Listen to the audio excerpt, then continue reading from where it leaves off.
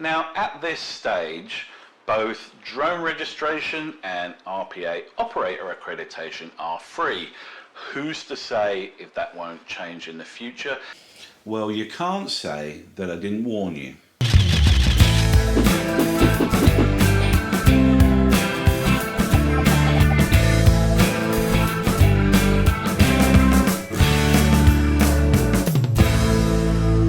Popular videos that I've made on my little channel here is about the Australian drone regulations, and in particular some changes that were made by CASA, the Civil Aviation Authority, regarding the use of drones on both a commercial and on a recreational basis.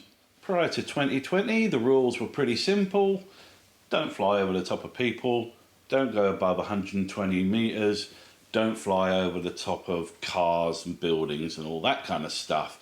There were just some broad rules, and those rules still exist, but they brought in some paperwork, a little bit of bureaucracy. It was introduced in 2020 that required anyone who used a drone to register themselves and their drones.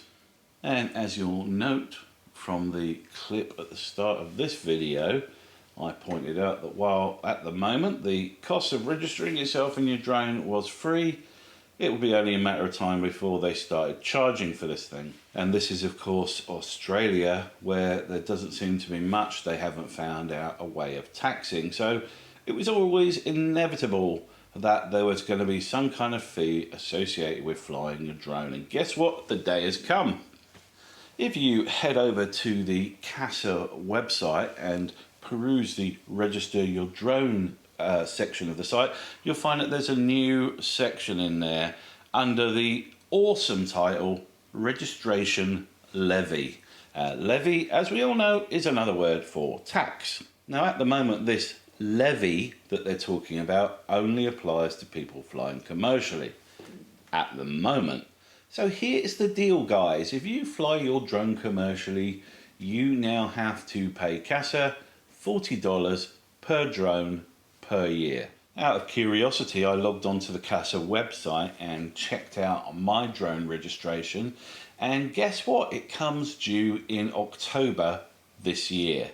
So CASA only waived the registration levy for 1 year. So even if you got in early, you're still going to have to pony up $40 every year for every drone you own to CASA, starting from 1 year from when you registered them.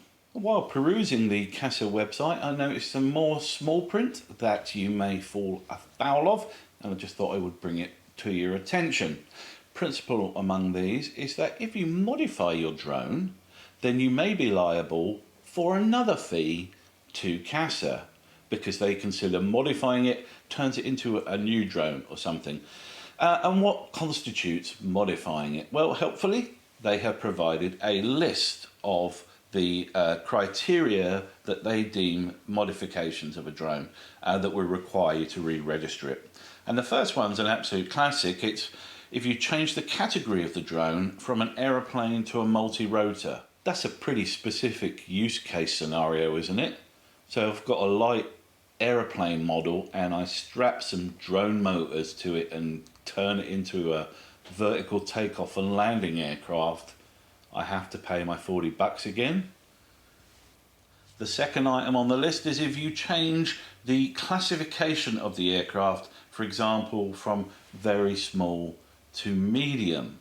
And how might you do that? Let me think. If you've got one of these drones that just scrapes in under the 500 gram exemption category and you stuck a GoPro on the top of it, or you put one of those fishing line casting things or the bait dropping units, that would probably push it over the 500 gram limit, and that would be deemed as modifying your drone, and you would have to re-register it and pay your $40.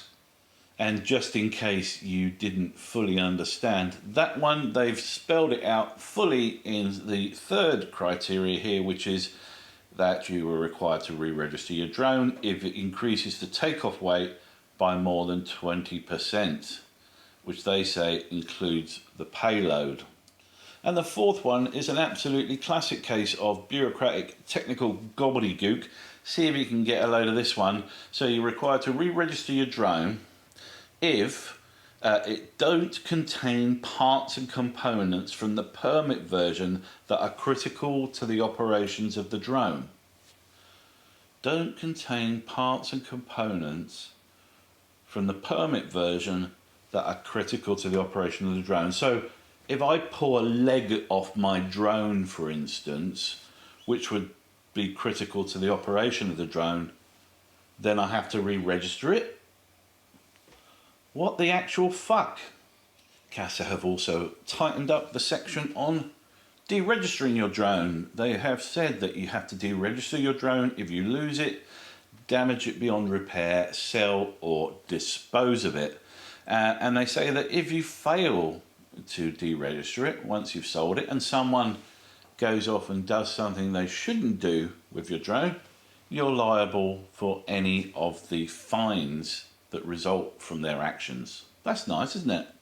Now at the moment these rules, as I said, only apply to people flying commercially. What is commercially? They've spelled that bit out too. They've said that if you're selling photos or videos taken from a drone, that's commercial.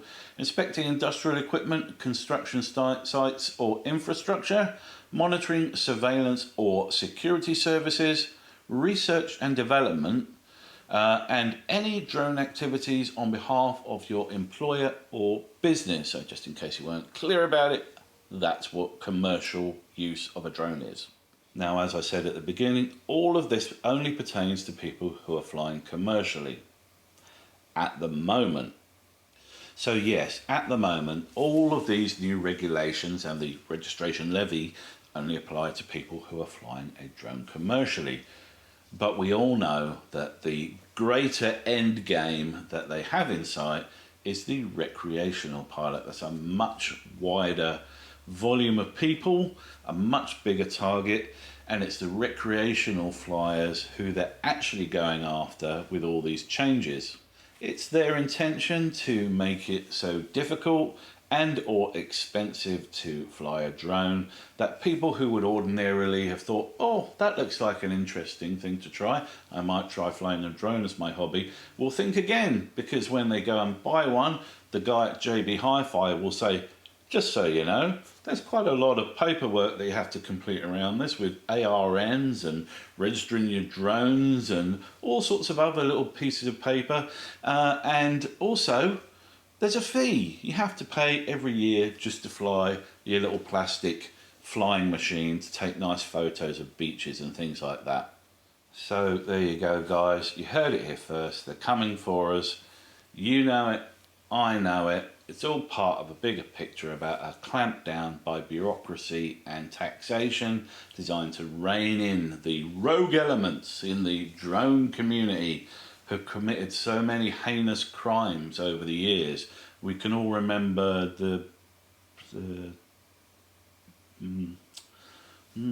what have we done? What have we done? I can't think of a single fucking thing that would justify all this, but there you go. That's progress. Alright guys, that's it for this video, a little update on my Australian drone regulations video. If you've enjoyed it, please like, comment, subscribe, and I will get around to producing some more content for this channel in the future. Thanks very much guys, catch you on the next one.